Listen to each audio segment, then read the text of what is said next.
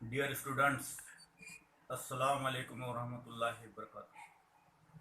Today we are going to learn the third poem of the English textbook, and the name of the third poem is Trees Are the Kindest Thing I Know. Now we are going to learn, and I will tell you the meaning of the trees are the kindest thing I know. Dear students, please open your textbook while getting understand the meaning of this poem. I will read the poem line by line. Trees are the kindest thing I know. They do not harm, they simply grow. Kindest मतलब होता है मेहरबान. Kindest का मतलब होता है मेहरबान. Trees are the kindest thing I know. मैं जानता हूँ. आई नो मैं जानता हूँ. Trees are the kindest thing सबसे ज़्यादा मेहरबान दरख्त होते हैं. They do not harm. Harm का मतलब होता है नुकसान पहुँचाना. They do not harm, they simply grow. They do not harm, वो किसे भी नुकसान नहीं पहुंचाते हैं. दे सिंपली ग्रो, वो सिर्फ क्या करते हैं, वो सिर्फ बढ़ते रहते हैं. और हम इंसान क्या करते हैं, हम जब पैदा होते हैं और बाद में जब बढ़ना शुरू होता है तो हम जैसे जैसे बढ़ते जाते हैं हमारी शरारतें भी बढ़ते जाती हैं.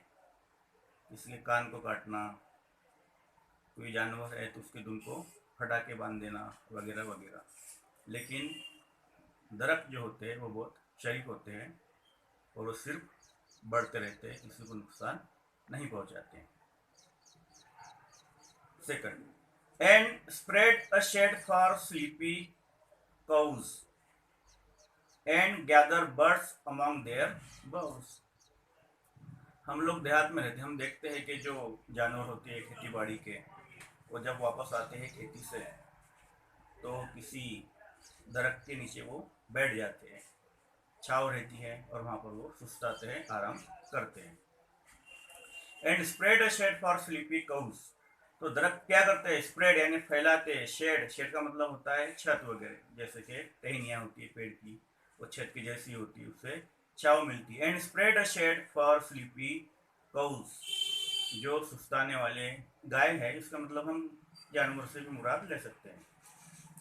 तो जो सुस्ताने वाले जानवर है, सोने वाले जानवर है, वो उस पेड़ के नीचे आके क्या करते हैं, सोते हैं, सुस्ताते हैं. And gather birds among their boughs. अच्छा, ये हो गया जानवर के बारे में. अब परिंदों के बारे में देखिए. And gather birds among their boughs, boughs का मतलब होता है टहनियाँ.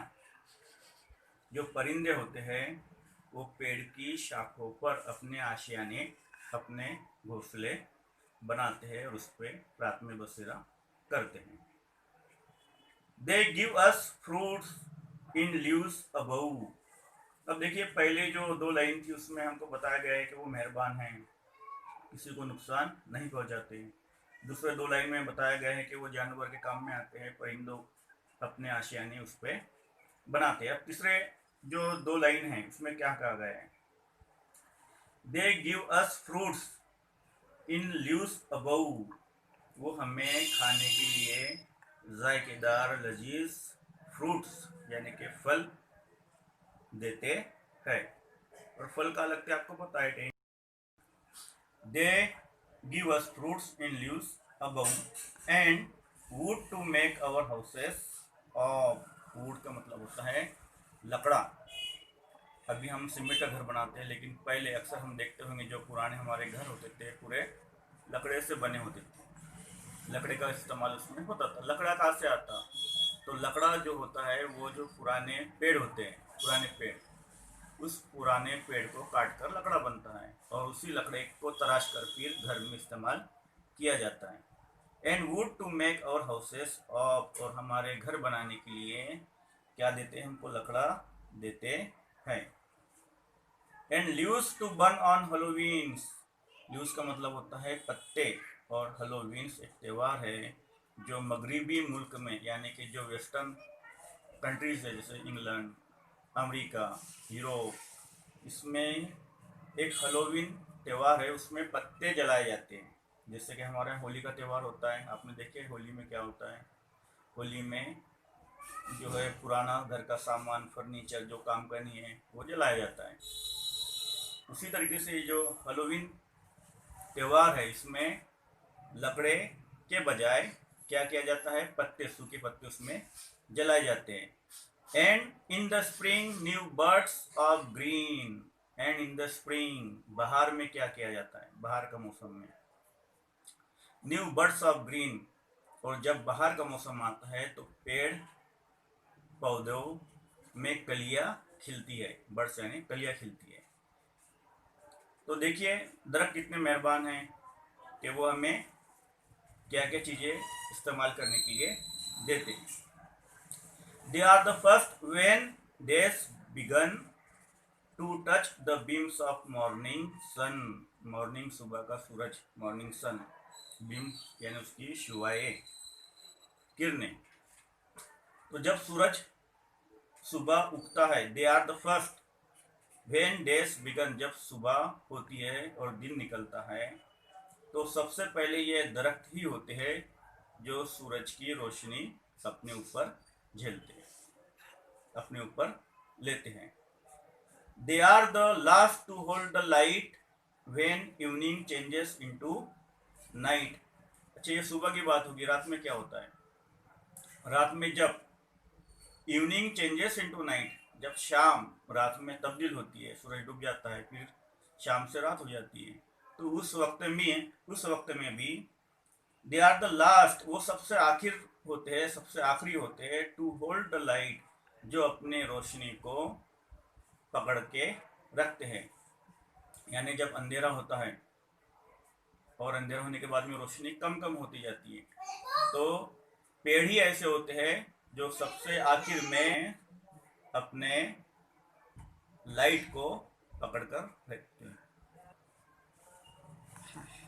दे are the lights to hold the light when evening changes into night, और जब सूरज डूबता है तो यही होते हैं जो सूरज की रोशनी को सबसे आखिर में छोड़ते हैं, यानी सबसे आखिर तक वो सूरज की रोशनी को, गर्मी को अपने ऊपर लेते। इसका मतलब क्या हुआ कि सूरज की रोशनी सबसे ज़्यादा यानी गर्मी अपने ऊपर कौन झेलता है, कौन लेता है, पेड़।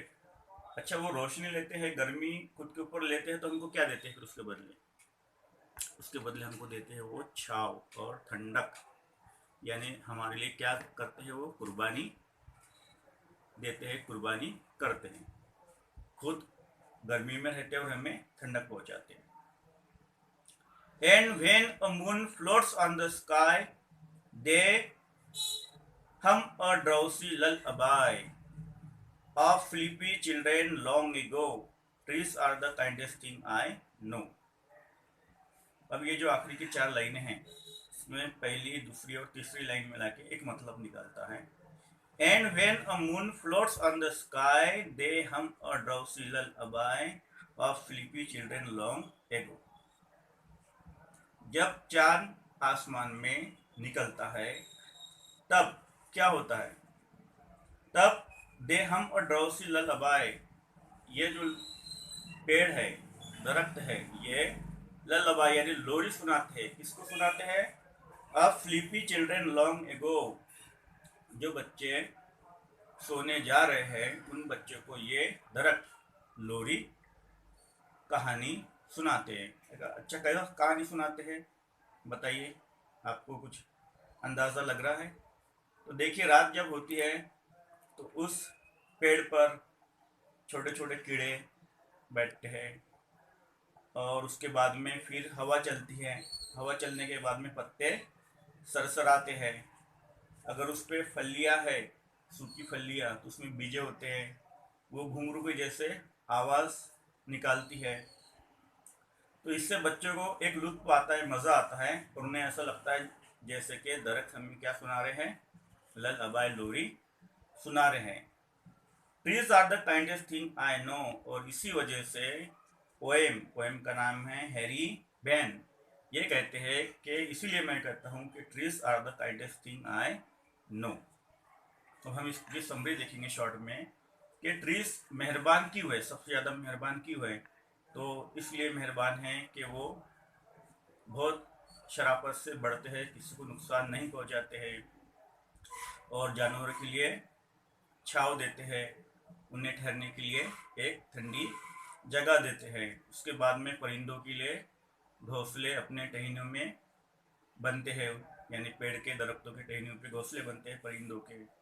पत्ते जो है उसके, फूल फल, ये खाने के लिए हमें मिलते हैं। घर बनाने के लिए लकड़ा मिलता है।